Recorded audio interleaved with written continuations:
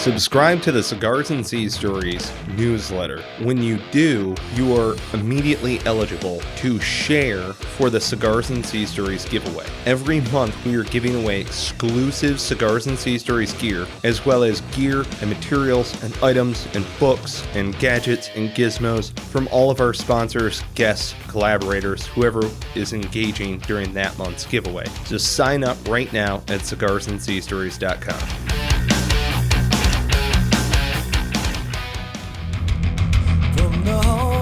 Montezuma to the shores of Tripoli, we fight our country's battles in the air, on land and sea, first to fight for right and free. On this episode of Cigars and Sea Stories, Bennett and Mike are sitting down to talk about the Lensatic Compass.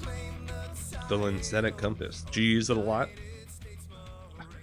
Yeah, quite a bit. Of course you did, Initially. Ricky Recon. Yeah, initially, and then kind of got away from. I mean, you always use it to start shit off, right? Right. And then once you get the lay of the land, you can kind of put it away. So Sure. yeah, as long as you don't have to stay like on a certain azimuth, you know. I mean, you can stay around that azimuth. You don't need to, too often. You've got guys that. I mean, Too often you've got guys that just like literally like that's it. We need to stay on this azimuth or else we're gonna die. sure. And that's usually not the truth. Right. Unless you're walking through a minefield or something, you know what I mean, and those type of things. But with land nav, in a real situation, probably not. Too often, like during land nav courses and stuff, you see folks that are just like ridiculous. Like, come on, this is why you suck at land nav. Well, so here's the biggest reason why I always carried a Lensatic Compass. You can do so for fire missions, calling for fire. You need to have a Lensatic Compass. Gotta. I always have one of those Garmin wrist GPSs. Mm-hmm. That thing was awesome because I would just look down at the Garmin. Boom. I've got the grid. Could see it on my map. Just real easy. Could find it. Okay, I know I'm here. But then I could pull out my... it's got a compass feature, don't get me wrong, to where it shows you essentially where you're facing. But I would still verify with a Lensatic, or I would ask Point to do it. Well, not Point, but I would ask somebody just ahead of me to do it. But see, it's funny though, because 0341s live and breathe by the Lensatic Compass. And it starts essentially with laying in the gun line. And it includes calling for fire. Granted, you don't always need to use a compass when you're calling for fire. I get that. Your COC or your the hell am I saying? Oh my god, my brain is on fire. But yeah, anyway, your guys with the plotting boards, your FDC, they need to have Lensatic compasses for when they call in your azimuth of fire, and then your squad leader runs up. Bam. Aluminum aiming stake into the deck, sets the Lensatic on top of it. Ammo man runs down range. You lay in the back stake. You lay in the front stake. So that's your azimuth of fire for each one of the guns. But fire direction center is the one who kicks all of that off as far as sending in the gun line. And then, hey, we're available. And then your FO goes out there. Or guys like yourself, Ricky Recon types. Or guys like, yeah, call for fire a lot. Yep. Well, and that was always, we should get somebody on here from 81's 1.5 in Sankin, because I was talking with I was in that platoon long enough to know a couple of those guys, make a little bit of friendship over there prior to going and deserting them entirely and going with PAT. So when we came back after the deployment, I was back in 81's platoon, and they were sharing a lot of those sea stories about how recon to the north was calling for fire, calling for 81s, which it sounded like they were having an okay time. Right. Hell yeah. And I'm telling you, It's always fun bringing down hellfire and brimstone on fucking folks. I can. Dependent. Okay, so like this is kind of something weird that maybe only there's a couple of pieces of gear to where when I look at them and they're clean and ready and serviceable, it just builds confidence in your overall mission. And for some reason, when I saw my Lensatic Compass was clean and ready and serviceable, and the bezel didn't grind, and like, you know, everything locked when you put down your magnifier, for some reason, that was something in my mind, like, at least I have my compass. And I always dummy quartered it to my camis. So, you know, that was something else, is the Lensatic itself was dummy corded to my actual gear. But when you pulled it out, it was dummy corded through my right breast pocket where your pen hole is on your camis. Yeah, that's where I kept mine too. And it's because if all else fails, that fucker can help me get home. You know, that was the biggest thing. I kept it in that pocket too. So. Oh, yeah.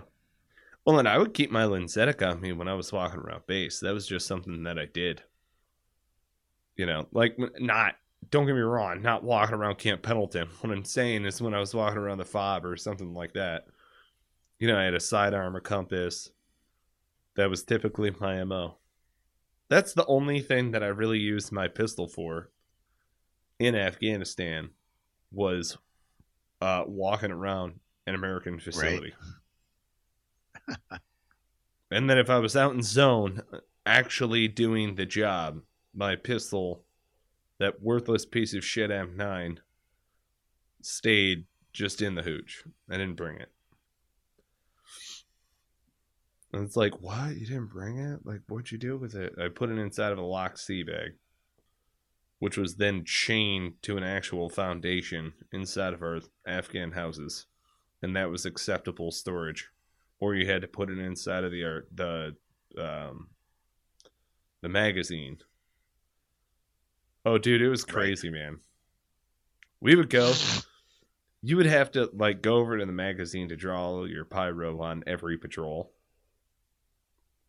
So I remember it distinctly because it was kind of like my pre-game checklist. I made sure it was good. I walked outside of the hooch, and then I'm standing there, and I'm like, do I have all of my shit?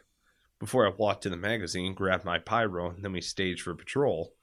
You stage, you do your final PCIs, make sure your manifest's good, you go to the clearing barrels, condition 1, you know, boom, boom, boom, boom, boom, do a brass check, do a press check. All right, everything's kosher. You know, where's my next magazine? That's what I used to ask my guys. Like, where's your next magazine? You know, do you have it ready? If you do get into a firefight and tap brick bang doesn't work, you know, fuck that. Pull the magazine out and go for a fresh mag, right? All of these other different. So we would go through all of that final stuff, and I would pull out my Lensatic Compass and be like, all right, that'll be good. Yep, boom, that works. All right, cool. Boom. Make sure my GPS works. Make sure I can find myself on the map. Here's my next checkpoint. Yep. That's the extent of my anal retentiveness, though. You know, some people could look at me and be like, well, that guy was kind of a goof when we were together in the Marine Corps. Right, that's me trying to deal with this shit. Okay, like, I don't know if you realize this. That job was hard.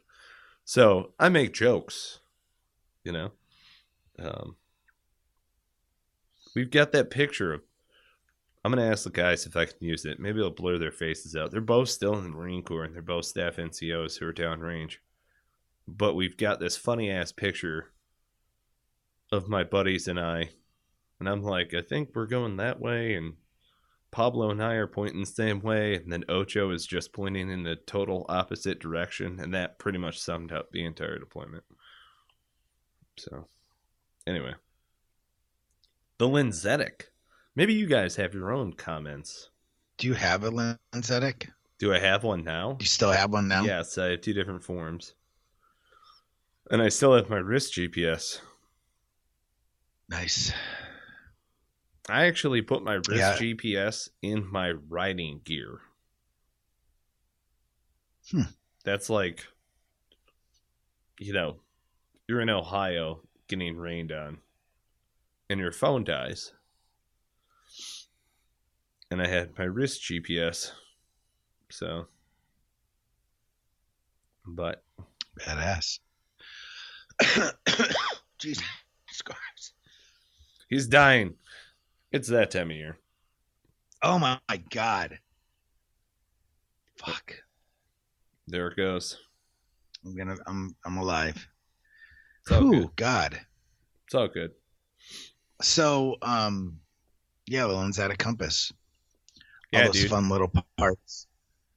You got like the black ring on the outside, the black numbers. You're killing me, Smalls. We're talking about the bezel ring. Why? How many degrees are on there?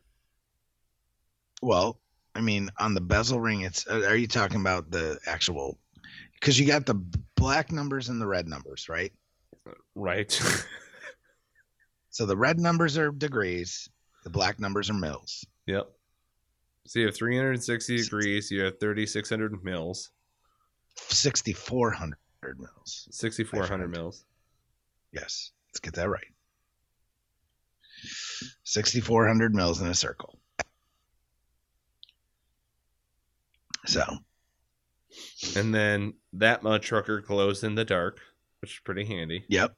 You've got the magnifying. ones, at least, right? So the ones when you do a functions make them check, without the tritium. But when you do a functions check, you wiggle that up and down to make sure that it locks the face from turning. Yeah. And that's what I was always making sure. Because what you do is you go up and you lock in. So you basically lock in your azimuth of fire. Right.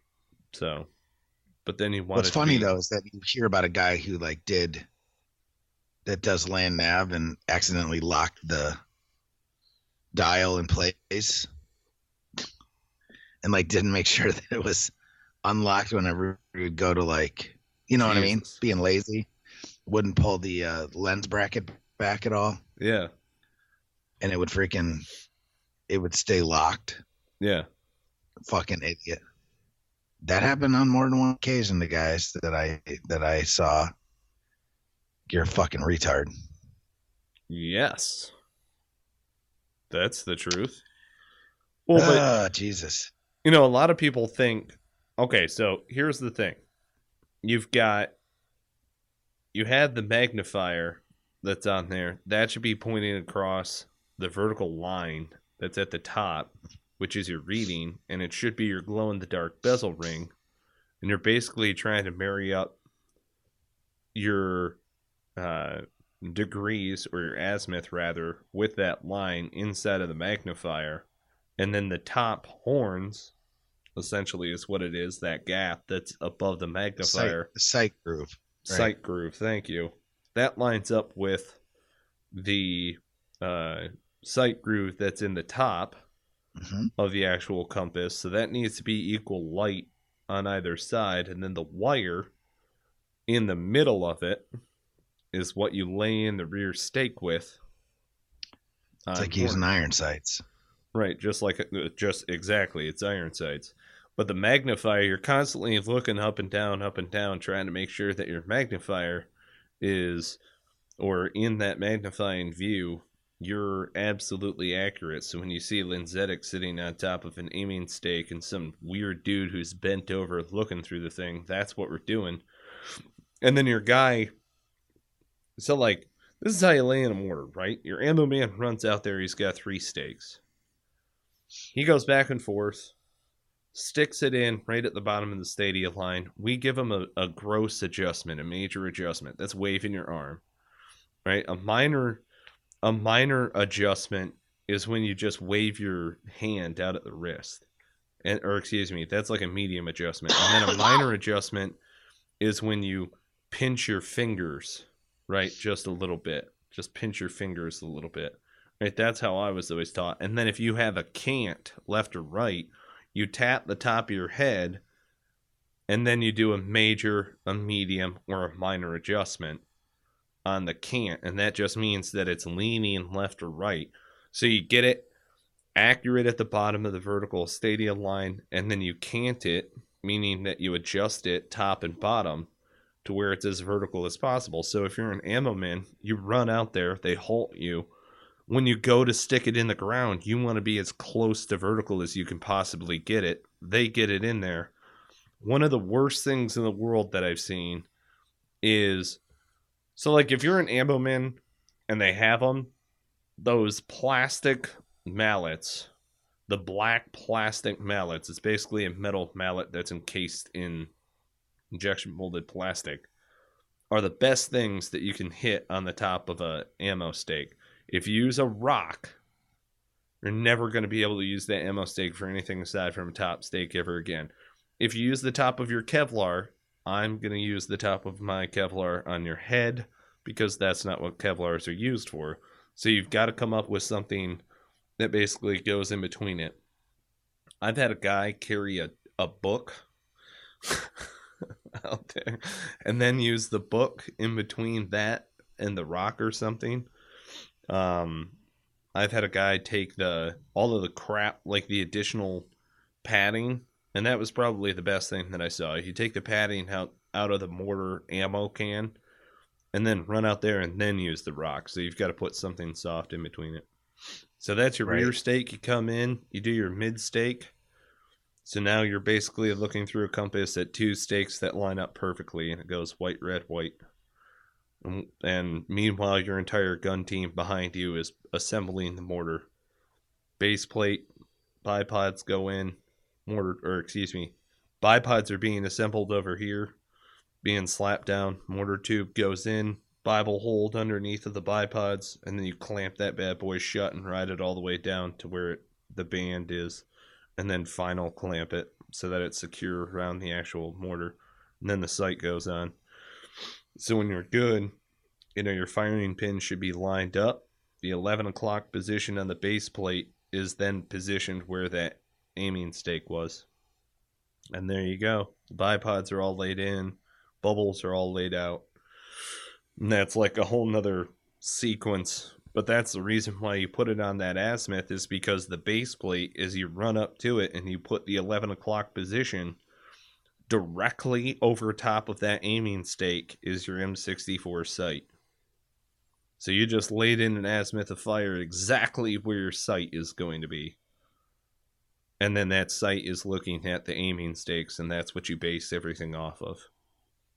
Unless you do a direct lay, direct alignment, and then they give you an azimuth of fire, and you have to look through the sight and apply that azimuth. So now your sight is set up essentially as your compass would be to an extent with 6,400 mils. So, but yeah. It got to a point where the only thing that I would use a Lensatic for is if I needed to know exactly where I was, like, and I was able to use it to triangulate, Yeah. That was about where it got to be the point. If I had a map, as long as you have a map, you can use a compass to pretty much triangulate to almost exactly where you're at. And that was usually before you call for fire. Yeah. So you know exactly where you are, so you don't shoot yourself. I would do... So maybe you guys didn't do this, but I would halt a patrol, and you would only see 2 or 3 other guys, and I would look up the line and be like, I want key leader, first team. So I'd tug on my collar and go 1, and one of the team leaders come back. And I would have the map laid down with my Lensatic and my rifle behind my back. So I'd pull my Lensatic out of my cargo pocket, lay it down on the map, put all of the metal on the other side of my body, making sure that I wasn't influencing the compass, and then get another key leader, one person, to look at the map and double verify with me that we were still on, if in any way, shape, or form I became at all confused. That is how I would play it out. And that happened maybe 3 times. Maybe. Right. Because I just didn't... When we got down to Sankin, I just didn't know where the fuck I was. And I was so sketched out by Kajaki, which, I mean, Sankin and Kajaki, don't get me wrong, they're the equivalent type of dangerous. It's just different types of dangerous. So as I was going around getting familiarized with the AO, I would rest the compass down next to the map on the deck in a concealed position to where no one could see us. I mean, the only way that you could potentially see 2 Marines crouched down doing this right now is if you came down one of these corridors and we have a Marine on either side. Right. So, God. But I would pull out the Lensatic Compass for Leader's Recon. I mean, that's the M and Bamsis, baby. I would definitely take a... Well, maybe you weren't standing as much post. No. You know. No. I mean, we were standing so much post, it was insane. Well, and I only bring that up because, you know, you be on post and then it's like, hey, make a range guard. Okay. You know? Oh, shucks, I had so much else that was full on my agenda. Like, you know, great. Yeah. So I'm not going to stare, you know, mind-numbingly off into the distance. Problem is when you're doing range guards and all of that other stuff, I've seen so many fucking idiots use range guards, and I'm like, who set up the azimuth? Okay, great. When you set this up, did you remove the machine gun from the post? Oh, and the tripod. No. Okay. So, how the fuck is this azimuth good? We actually sent guys. That was the mission. We sent guys out to the edge, essentially in between our compound wall and the razor wire. What they were doing, they had like 3 missions, 3 objectives within this mission. They needed to verify azimuths, so they couldn't... The guy who was doing it was just in a slick, flat Kevlar, blah, blah, blah, standing next to the wall of this Iraqi compound, ECP North in Ramadi, and he's verifying azimuths that are on the range guard, the posts that is behind him, right? About, 20 feet up and behind him, behind, fence and all of this secured shit. So he's shooting azimuths. The other objective of that mission was to ensure that the piss tube cleared all the way past the razor wire out into the palm grove. Just high value here. Okay, high value as far as why we are putting a couple of Marines out here in the middle of a sniper threat. Verify piss tube, verify azimuths. The piss tube was the primary objective, okay? Like, that was why they were out there. And then they were like, okay, we got to figure out why. There's got to be a couple other reasons why we're risking lives here, folks. We got to have some, so the guy down there is on PR, like, azimuth of fire, boom. Azimuth of fire, boom. Azimuth of fire, boom. And just radioing up via PRR so that the guy up on post is jotting it down. Toot sweet, runs over the other post, gives it to him 3 times. I mean, dude, it was like a goddamn comedy sketch. I was laughing my ass off. I was one of the guys sitting up on post, like, like looking out for sniper fire, trying to write down a number on a write in the rain notepad. Because I had been shot at on the other post. I've been shot at by a sniper only a couple of weeks before. So I'm looking out across the way at some of these houses. I'm doing it in my chair right now. And I'm like watching these windows as this guy's calling out an azimuth of fire, and I'm trying to write it down. And I wrote it 3 times. Thank God I did. So that I wouldn't, fuck it all up when I look back down at my chicken scratch after the guy moved down the wall. But, oh man. God, I remember that shit like it was yesterday.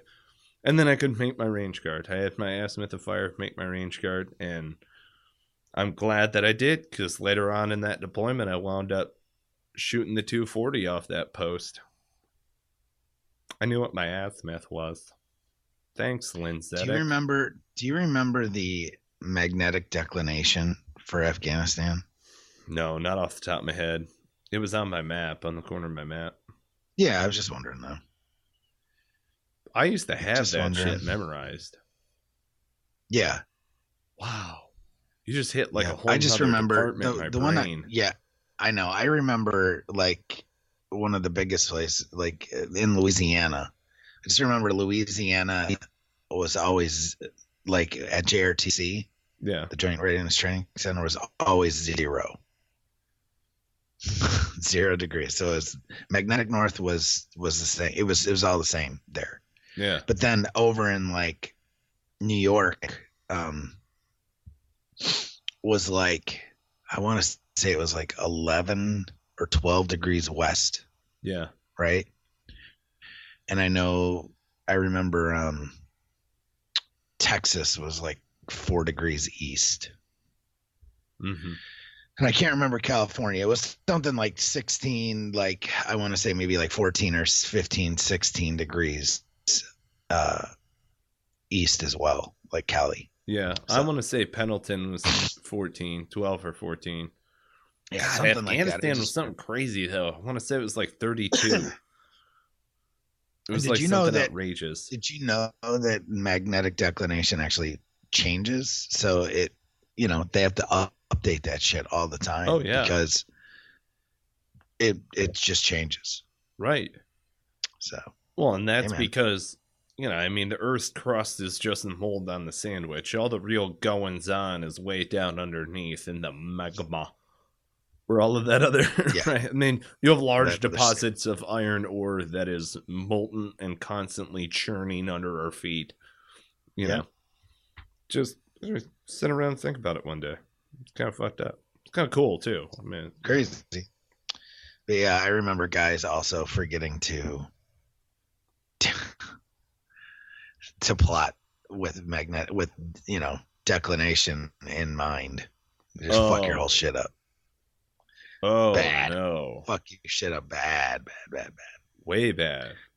Luckily, never in like a life or death situation. Right. But Jesus, bro. Ooh. See, that's the other thing too is, so there are guys I know who served in the Marine Corps who are like, what in the fuck is a declination? You know what I mean? Don't get me wrong. They had their deviation. They understand what that is. Their magnetic deviation, right? But going and declinating an aiming circle, no. Let alone going and doing it, no. And you have to drive out. Well, in 29 Palms, you drive out into 29 Palms is in the middle of nowhere. I get that. You drive further out into the middle of nowhere, into a 932 square mile open desert terrain to find like this brass circle. I mean, that's all that it is. It's just a brass circle that's on the desert floor that's been driven down into it. You put a plumb bob over top of it and then declinate your aiming circle. Yep. And you bring all of them out there. See, but it's like, let's bring our aiming circles in the back of this high back all the way out into the middle of the desert. Not like, how do I put this? How do I convey it? We're going to off-road our aiming circles, which are precision instruments, to go refine the precision instruments inside of them. And then we're going to off-road all the way back to main side. It doesn't really make a whole lot of sense, Nope. We're going to break that shit. So, yeah, we had a rough. That's kind of the other thing, because the Lensatic Compass has a big brother in the aiming circle, and a Lensatic Compass, enough Lensatic compasses or enough accurately laid in guns can artificially semi-redeclinate an aiming circle, kind of, sort of, which I'm not an expert on, but I have partaken in. Because, I don't know if you've ever seen this before. When you lay in a gun line, you can do a variety of different things. And we basically have two, like, go-to things. You have the gun line, then you have the lazy W. And An aiming circle goes on either end, and then you sight in on the aiming circle to basically ensure that you are 100% up on your stakes. Well, if the aiming circle's off, then they need to check across multiple guns to re-verify that those other guns aren't off, because they're going to be like, oh my god, the entire gun line's off, when no, really it's your aiming circle that's off. You need to go redeclinate that shit. So we used to bring 2 or 3 aiming circles and 2.5 palms out to the field with us. In Pendleton, I remember we brought like 4, to the majority of the shoots, just so that we would never have to run back in case one was messed up. But yeah, there's a whole lot of precision that's involved in firing mortars, but it's weirdly survey related, if that makes any sense. It's like a surveying crew, a camouflaged surveying crew that's like sighting in on one another out amongst this craggly rock facade, and they're all pointed precisely in the same azimuth. But like anything within, we'll just call it 6,000 meters for easy math, will fucking kill you, like over top of a mountain, so you can just kind of niche this little 81's element shoved up inside of some craggly ass draw in the middle of 29 palms, but it can just blow all sorts of shit up all over the battlefield, and it makes this harder to find. So, man, I'm a nerd for Lensatic compasses, aren't I? Yeah, dude. A little bit. I mean, we didn't even get into the mills part like that, and why do they have, you know what I mean? It's all about angles, and Americans don't care about mills. That's the metric system. But the military uses them. So just saying. It's kind of funny that, again, didn't we go into this the other day? Yeah. That we're only one of 3 countries that uses this stupid system. Yep. That's what I like to refer it to. Like, don't get me wrong, I get it. Especially to be contrarian. But what I do think's great is when you look at the metric system, its simplicity, and that it's just broken down by tens. And I mean, so we could get into the Lensatic Compass. So like, I'm an avid hunter, and I know how to do range estimation as well as windage using a Lensatic Compass with either a mill dot or an inertial, like, correct hold, let's say, for instance, style. And that's just using the mill differential as far as like where you're positioned. So you can also supposedly, I don't know if this is true, but you can supposedly turn a Lensatic Compass sideways. As long as the bubble is level, you can do the cosine theorem with it. Right. As far as the degree change in mills. But that's in between 2 plotted marks that are on your Lensatic. So I hold it here. That stadia line's at a mill. I angle my compass down towards the target. It's at that mill. Now I have the difference in mills, which in theory I should have the difference that is necessary for the drop in elevation that's going to exist through spin degradation. And then you can... that in theory, you can shoot in defilade using the cosine theorem with a precision weapon. You're arcing a bullet down a mountainside into, let's say, for instance, a river valley. They physically couldn't shoot back at you, is what I'm trying to say. Because the arc of their projectile cannot hit you. Whereas, even though you're aiming somewhere on a mountainside, the arc of your projectile in the cosine theorem allows for it to drop. So that's a whole nother episode of math as far as trying to figure out what the degree drop is going to be on the other side of, let's say, for instance, a piece of terrain. Because dude, I had lieutenants who were like, when are you going to teach us how to curve the bullet? I'm like, no, you don't learn that until advanced sniper's course. And they're like, what? Like, yes, you can curve bullets. And they're like, what? No. And I'm like, yeah. It has to do with gravity and the way that the bullet is degrading, as well as... And all that I mean by that is as the bullet spins, it slows down. So it moves down and to the right. So if you're high angle firing down into a valley, you can curve around a piece of terrain and hit somebody without them ever even seeing you. Mm-hmm. Mind blown. Lensatic Compass. I'm going to do that shit. You know what? We're doing it. I'm bringing the old Lensatic out. I'm going for, I don't know, sheep. And try to mill them out at distance. Right. Right. It feels like a whole nother life. I'm drumming up memories that I haven't even fucking thought of. Like, cosine theorem? I haven't done a cosine theorem in a fucking decade, dude. Like, come on. You know? Right. Yeah. You know, I just remember where to aim on the target because I'm higher. Like, I'm elevated now, and so I have a different aiming point on the target. Because, that's hunting. Correct hold. Not Kentucky windage.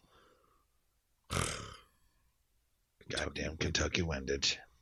No, I'm way off topic. Anyway. Folks, if you haven't already done so, subscribe, rate, and review the podcast. Time now. Do we have a factoid? Well, I mean, basically, like the first compasses, like you could call them somewhat modern compasses, were literally like made out of a rock. Like you had the lodestone, right? Sure. Which is just a magnetic iron. And they think that those were kind of developed in China originally by the Han Dynasty. That was a long time, man. The Han Dynasty. So who knows exactly when? Because the Han Dynasty reigned for like 400 something years from like, God, I don't even know. Like 200 is before BC and AD. So it was like 200 BC to like 280, right? So sometime in that period. And then they started using later the Chinese, and then obviously there were like the Vikings and some of the European folks had some sort of way of navigating, right?